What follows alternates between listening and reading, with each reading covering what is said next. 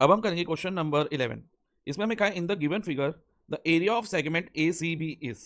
हमें एक सेगमेंट दी हुई है बच्चा, देखो ये शेडेड पार्ट जो है एक सेगमेंट है ए सी बी। इस सेगमेंट का हमें एरिया फाइंड करना है।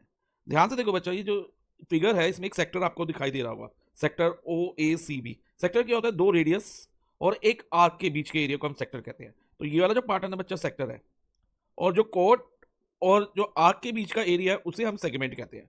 जो ये ऑलरेडी शेडेड पार्ट था उसे हम सेगमेंट कंसीडर करते हैं। अब एरिया ऑफ सेगमेंट कैसे निकलता है बच्चा, ध्यान से समझना। एरिया ऑफ सेगमेंट निकालने के लिए हमें area of sector O A C B में से area of triangle O A B minus करना होगा। देखो पूरे ओ ए सी बी में से अगर हम ये वाला एरिया माइनस कर दें तो हमें ओनली सेगमेंट का एरिया मिल जाएगा। तो हम यही करने वाले हैं। तो area of sector O A C B minus area of triangle O A B.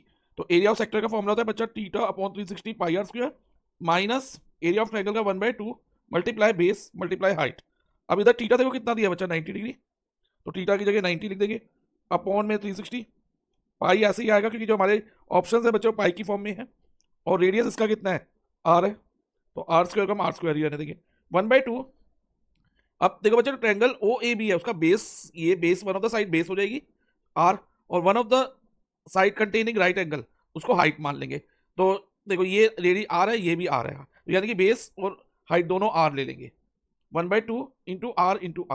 देखो बच्चा अब ये कट होगा, ये कट हुआ, ये कट हुआ, यहाँ पर हमारे पास पाई आर स्क्वायर अपॉन में 4 आ गया माइनस 1/2 आर स्क्वायर।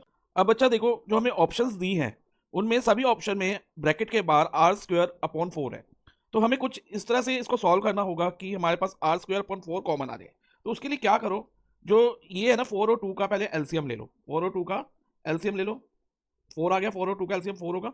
अब ये देखो 4 के टेबल में 4 1 पे आता है, तो न्यूमिनेटर को भी आप 1 से मल्टीप्लाई कर दो, तो ये हो जाएगा पाई आर स्क्वायर माइनस, अब 2 के टेबल में 4 कितने पे आता है, 2 पे, तो इधर भी मल्टीप्लाई बाय 2 कर दो, तो यहाँ पर हो जाएगा हमारा 2r स्क्वायर। ओके, अब ध्यान दो बच्चा, न्यूमिनेटर में आर स्क्वायर कॉमन है, टेक आर स्क्वायर कॉमन, और डिनोमिनेटर से 4 यहाँ आर स्क्वायर के नीचे लिख दो।